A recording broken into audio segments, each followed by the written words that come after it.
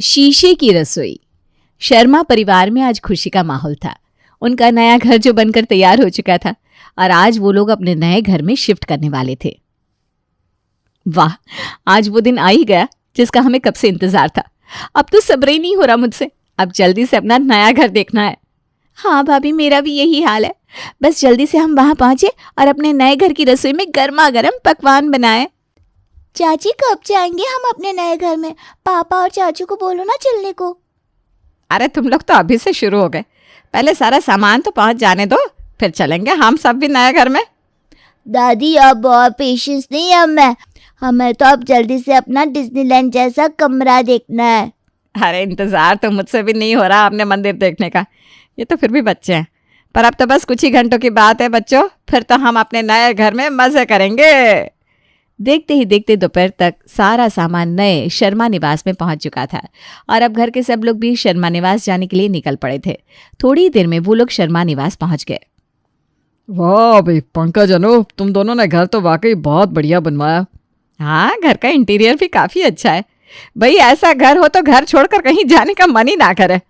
Mummy papa, बस आप दोनों के आशीर्वाद से ही सब पॉसिबल हो पाया है, वरना ये सब तो बस एक सपना ही था। हाँ भैया, अब बिल्कुल सही कह रहे हैं। बड़ों के आशीर्वाद के बिना कहाँ पूरे हो पाते हैं ऐसे बड़े बड़े काम। हमारा आशीर्वाद तो है ही तुम लोगों के साथ, पर यह सब तुम दोनों की कड़ी मेहनत और लगन का नतीजा है। इसका श्रेय तो तुम दोनों को ही जाता है भाई। अरे मेरी दोनों बहुएं भी कहाँ पीछे थी इनका साथ देने में। इन सब का आधा श्रेय तो उन्हें भी जाता है। हाँ भाई हाँ, बहुओं को कैसे भूल सकते हैं, वो तो घर की लक्ष्मी है। अरे वो सब तो ठीक है, घर भी काफ़ी अच्छा है, पर रसोई कहाँ है? इतने बड़े घर में रसोई तो दिख ही नहीं रही कहीं। हाँ ये बात तो है, रसोई नहीं दिख रही बेटा। पंकज जरा उस बिल्डर को फ़ोन तो लगा, पूछ उससे कि उसने रसोई क्यों नहीं बनाई है, उसके बिना कैसे चलेगा। जी मम्मी, अभी कॉल करता हूँ बिल्डर को। और पंकज ने बिल्डर को कॉल लगाया। अरे मनोज भाई, आपने घर तो बढ़िया बनाया है, लेकिन इस पर रसोई कहाँ है? अरे क्या पंकज भैया, आजकल का ट्रेंड है ओपन किचन। वहीं डाइनिंग हॉल के साथ किचन का स्पेस निकाला तो है मैंने, आप खुद ही देखिए। पंकज डाइनिंग हॉल के पास जाकर देखता है तो उससे सटा हुआ एक स्पेस जिसमें किचन कैबिनेट और स्लैब वगैरह भी बनाई हुई थी। अरे सुना है ना, ये रही तुम्हारी रसोई। इतनी बड़ी रसोई तो है और डाइनिंग हॉल से सट कर भी है। अब गर्मा गर्म रोटियां सर्व करने में तुम्हें आलस नहीं आएगा। पंकज के कहने पर सब लोग बाहर डाइनिंग हॉल तक आकर देखते हैं। ये कैसी रसोई है? इसमें तो सब कुछ खुला खुला है, ना दरवाज़ा है ना कुछ। ऐसे कैसे चलेगा? इतने पैसे देने के बाद भी बिल्डर ने ये बना के दिया। अरे प्रज्ञा, मनोज भाई का कहना है कि आजकल ओपन किचन बहुत ट्रेंड में है। नए ज़माने का किचन है ये, अब इसमें खाना बनाना सीख लो। प्रज्ञा चुप हो जाती है, पर किचन ना तो प्रज्ञा को राज आता है ना ही सुनैना को। अगले सुबह नाश्ते के वक्त, भाभी ये कैसा किचन है? इसमें तो खाना बनाने का मज़ा ही नहीं है। ऊपर से बच्चे बार बार घुसे चले आते हैं किचन में। हाँ प्रज्ञा, इस किचन का ना तो कोई और है ना छोर। अजीब सा है, लग ही नहीं रहा कि हम रसोई में। ऐसा लग रहा है कि हम हॉल में ही आजकल खाना बनाने लगे हैं। बच्चे खेलते हुए किचन में आ जाते हैं। सुबह से 4 क्रॉकरीज तोड़ चुके हैं। अरे सुने ना प्रज्ञा, क्या खुसुर पुसुर चल रही है भाई? नाश्ता मिलेगा कि नहीं आज? जी मम्मी जी, अभी लाई। सुनैना और प्रज्ञा नाश्ता लेकर आती हैं और सबकी प्लेट में परोस देती हैं। पंकज और अनूप नाश्ता करके ऑफिस निकल जाते हैं। महेंद्र जी भी अपनी दुकान के लिए निकल जाते हैं। बहू, कल घर की शिफ्टिंग में बहुत काम किया है तुम दोनों ने, आज थोड़ा आराम करो। दोपहर के खाने में ज़्यादा कुछ बनाने की ज़रूरत नहीं है, बस कढ़ी चावल बना लेना, वही खा लेंगे। जी मम्मी जी। भाभी मैं चावल चढ़ा देती हूँ और कढ़ी का घोल भी तैयार कर देती हूँ। अब कढ़ी बना लेना, सब जल्दी जल्दी हो जाएगा। फिर बैठकर आज थोड़ा चिल करेंगे। बच्चे भी स्कूल गए हैं तो अब तो 4 बजे बाद ही लौटेंगे, तब तक आराम ही आराम है। हाँ ये सही रहेगा, फटाफट काम निपटा कर आराम से गप्पे लड़ाएंगे। दोनों बहुएं दोपहर का खाना बनाने में जुट जाती हैं और आधे घंटे में सारा खाना बनाकर रख देती हैं। चलो हो गया सारा काम, अब 2 घंटे आराम के। हाँ भाभी, चलिए मेरे कमरे में चलते हैं, आराम से बैठेंगे। ठीक है। प्रज्ञा सुनैना को लेकर अपने कमरे में आती है और दोनों वहीं बैठकर गप्पे लड़ाने लगती हैं। तभी प्रज्ञा सुनैना को अपना फ़ोन दिखाते हुए कहती है, भाभी ये देखिए, इस रील में ये किचन कितना सुंदर है ना? हाँ प्रज्ञा, ये तो वाकई बहुत सुंदर है। शीशे की रसोई, ये है आजकल का ट्रेंड। और कहाँ वो बिल्डर किचन के नाम पर सब खुला खुला सा बनाकर हमें आज का ट्रेंड बता रहा था। हाँ वही तो भाभी, मैं तो कहती हूँ हम भी अपनी ऐसी ही एक शीशे की रसोई बनाएंगे। हाँ पर घर बनाने में पहले ही काफ़ी खर्च हो चुका है ना। अब पता नहीं पंकज जी और अनूप भैया ये नए खर्च के लिए मानेंगे या नहीं। हम कोशिश करके तो देख सकते हैं ना, क्या पता मान जाए। शाम को जब पंकज और अनूप काम से लौटते हैं तो सुनैना और प्रज्ञा अपनी फरमाइश लेकर तैयार रहती हैं। पंकज, इस रसोई में बहुत प्रॉब्लम होती है खाना बनाने में। बच्चों ने सुबह से 5 क्रॉकरीज तोड़ दी है, बर्तन भी फैला देते हैं। कितना भी मना करो बार बार किचन में आ ही जाते हैं। हाँ, इस रसोई से तो काम नहीं चलेगा। सब इतना खुला खुला सा है, मुझे तो डर है कहीं बच्चों को चोट ना लग जाए। हाँ, और हमें भी ऐसी रसोई पसंद नहीं है। हमें ना शीशे की रसोई चाहिए। शीशे की रसोई? ये क्या बात हुई भला? ये कौन सी रसोई होती है? हाँ भाई, ये तो अनोखी बात कह दी आप लोगों ने। शीशे की भी भला कोई रसोई होती है? होती है ना अनूप, अभी दिखाती हूँ आपको। और प्रज्ञा फौरन कमरे से अपना फ़ोन लेकर आती है और अनूप और पंकज को वो रील दिखाने लगती है जिसमें उन्होंने शीशे की रसोई का डिज़ाइन देखा था। ये होती है आज के ज़माने की रसोई, एकदम नया डिज़ाइन है। बस ऐसी रसोई चाहिए हमें भी। हाँ, और नहीं तो क्या, वो बिल्डर ना बेवकूफ़ बना गया आप लोगों को। आजकल का ट्रेंड तो ये है ना कि कोई ओपन किचन। ये सब रील वील के चक्कर में मत पड़ो आप दोनों। इन सब से किसी का भला नहीं हुआ है आज तक। अरे पर बुराई क्या इसमें, कितने सुंदर तो है। आपको तो बस बात न मानने का बहाना चाहिए। अरे पर सुनैना, प्रज्ञा, अभी तो घर बनाने में इतना खर्चा हुआ है, अभी फिर से ये सब बजट बिगड़ जाएगा। नहीं नहीं, अब ये नहीं करवा सकते। दोनों बहुओं का मुंह बन जाता है। वो नाराज़ होती हुए कहती हैं, हमारा भी तो कोई शौक हो सकता है कि नहीं, या हम सिर्फ घर का काम करने के लिए हैं। सोचा था कम से कम ऐसी रसोई मिलेगी तो काम करने में मज़ा तो आएगा, पर नहीं, हमारी बात आते ही सब खर्चा गिनाने लगते हैं। हाँ भैया, भाभी सही कह रही हैं। हमारे शौक की भी तो कोई चीज़ होनी चाहिए ना इस घर में। आपने मम्मी जी की पसंद का मंदिर बनवाया, पापा के लिए इतना सुंदर लॉन, बच्चों के लिए उनकी पसंद का कमरा है, तो फिर हमारे लिए हमारी पसंद की रसोई क्यों नहीं? हम औरतों का ज़्यादा वक्त तो रसोई में ही बीतता है ना। पंकज बेटा, मैं क्या कह रही थी, जब बहुओं का इतना मन है तो बनवा देना उन्हें उनकी पसंद की रसोई। घर की लक्ष्मी को इस तरह नाराज़ नहीं करते बेटा। ठीक है, जैसी आप लोगों की मर्जी, बनवा देते हैं शीशे की रसोई। अब तो खुश है ना आप लोग? पर ये रील देखकर दोबारा कोई नई फरमाइश मत करना। इतना भी नहीं कमाते हम कि ऐसे महंगे शौक रोज रोज पूरे कर सके। रोज रोज हम भी कहाँ फरमाइश लेकर बैठते हैं, बस ये पहली बार तो कुछ मांगा है। ठीक है, बनवा देते हैं आप लोगों के पसंद की रसोई।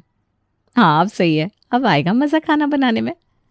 अब सुनैना और प्रज्ञा की जिद पर उनकी नई शीशे की रसोई बन गई। रसोई वाकई बहुत सुंदर लग रही थी, लेकिन उसमें खाना बनाने में कितना मज़ा आता है ये देखना भी बाकी था। अगले दिन सुबह नाश्ते के वक्त, प्रज्ञा, मैंने चाय चढ़ा दी है, तुम फटाफट गोभी का मसाला तैयार कर दो, फिर साथ मिलकर पराठे बना लेंगे। हाँ भाभी, आज तो मैं इस रसोई में डबल काम करने को तैयार हूँ। ये हमारे सपनों की रसोई जो है, शीशे की रसोई। वो तो है प्रज्ञा, मज़ा तो बहुत आ रहा है। शीशे की रसोई से आर पार सब कुछ दिखता था। अभी वो दोनों बातें करते हुए नाश्ता बना रही थी कि बाहर से अरोड़ा आंटी ने आवाज़ लगाई, अरे भाई प्रज्ञा, सुनने ना, गोभी के पराठे बना रही हो? ज़रा 2 पराठे मुझे भी खिला देना। गोभी के पराठे देखकर मुझसे रहा नहीं जाता। जी जी आंटी, आइए ना, अभी बना कर लाती हूँ। अभी सुनैना अरोड़ा आंटी के लिए गोभी के पराठे बना ही रही थी कि सामने से मेहता अंकल और उनके बेटे ने भी आवाज़ लगाई, अरे गोभी के पराठे बन रहे हैं भाई, तो 2 पराठे हमें भी खिला दो। हमारे मिसेज ना मायके गया है, नाश्ता ही नहीं मिला सुबह से। सुनैना और प्रज्ञा उनके लिए भी नाश्ता बनाने लगती हैं। धीरे धीरे पूरा मोहल्ला उनके घर इकट्ठा हो जाता है गोभी के पराठे खाने। सुनैना और प्रज्ञा का पराठे बना बना कर बुरा हाल हो जाता है, पर वो किसी से कहे भी तो क्या, शीशे की रसोई की जिद तो उन्होंने ही की थी। चलो भाई, हो गया भंडारा खत्म, अब जाकर आराम करते हैं। हाँ भाभी, बहुत थक गया आज तो। मैं भी जाती हूँ अपने कमरे में। अब जब तक 2 घंटे सो नहीं लूँगी तब तक आराम नहीं मिलेगा। अरे सुनैना, प्रज्ञा, रसोई ऐसे गंदी छोड़कर जा रही हो? देखो तो, शीशे की दीवारें हैं कैसे गंदी हो गई है, ज़रा इन्हें साफ तो करो। पर मम्मी जी, सुबह से पराठे बना बना कर हाथ दुख गए, अब ये सफाई करने की हिम्मत नहीं बची। अरे ऐसे कैसे? सफाई नहीं करोगी तो शीशे की रसोई का फ़ायदा ही क्या है? अपने शौक की चीज़ बनवाई है तो उसे साफ सुथरा भी तुम दोनों को ही तो रखना होगा। दोनों बहुएं बुरी तरह फंस चुकी थी, अब करती भी तो क्या। दोनों लग गए रगड़ रगड़ कर कांच साफ करने। सफाई करते करते दोपहर के 12 बज गए। अरे बहू, खाने में ना आज मटर पनीर और पूरियाँ बना लेना, बहुत मन है खाने का। लो, आ गया ऑर्डर, अब फिर से खाना बनाओ और फिर से सफाई करो। अब करनी तो पड़ेगी ना भाभी, ये शौक तो हम नहीं पाला था। जैसे ही दोनों बहुओं ने खाना बनाना शुरू किया, बाहर से पड़ोसी किचन में झांकने लगे। अरे बेटा, मटर पनीर मुझे बहुत पसंद है, ज़रा मुझे भी चखा देना। बेटा मटर पनीर और पूरिया, मुझे तो बड़ी पसंद है। दोपहर का खाना आज तुम्हारे घर खा ही लेता हूँ। एक बार फिर भंडारे की शुरुआत हो चुकी थी। सुनैना और प्रज्ञा रसोई बनाती जाती और हर बार रसोई थोड़ी कम ही पड़ जाती। किसी तरह दोनों ने सबको खाना खिलाकर विदा तो किया, तो फिर से सफाई की बारी आ गई। अभी दोनों सफाई करने जा ही रही थी कि चिंटू और पिंकी स्कूल से आते हैं। मम्मी बहुत जोर से भूख लगी है, सैंडविच बना दो ना। मैं तो नूडल्स खाऊंगा। एक बार फिर बच्चों की फरमाइश पे सुनैना और प्रज्ञा रसोई में जुट जाती हैं। रात तक तो खाना बनाने और शीशे की रसोई को साफ करने में दोनों की हालत गधे जैसी हो जाती है। कुछ दिन यूं ही गुजरते हैं और फिर एक दिन, पंकज 10,000 रुपये चाहिए थे। क्यों भाई, इतने पैसों की क्या ज़रूरत पड़ गई? वो घर का राशन खत्म हो गया है। राशन खत्म हो गया? ऐसे कैसे? अभी तो बस 15 दिन ही हुए हैं। 15 दिन में महीने भर का राशन खत्म? क्यों भाई, मेरी जेब का हाल बेहाल कर रही हो? अब अगर पूरे मोहल्ले को खाना खिलाना पड़ेगा तो यही होगा ना। अरे पर मैंने कहा तुमसे कि पूरे मोहल्ले को खाना खिलाओ। वो रसोई शीशे की है ना, तो सबको दिख जाता है कि क्या बन रहा है, और फिर वो लोग खाने आ जाते हैं। देखो, ये स्यापा तुम लोगों ने पाला था, अब तुम ही संभालो। मेरे पास पैसा नहीं है पूरे मोहल्ले को खिलाने के लिए। पंकज अपनी बात कहकर गुस्से में ऑफिस निकल जाता है। अब बेचारी सुनैना और प्रज्ञा को राशन के पैसे अपनी जेब खर्ची से भरने पड़ते हैं। ऐसे तो नहीं चलेगा भाभी, कुछ तो करना होगा।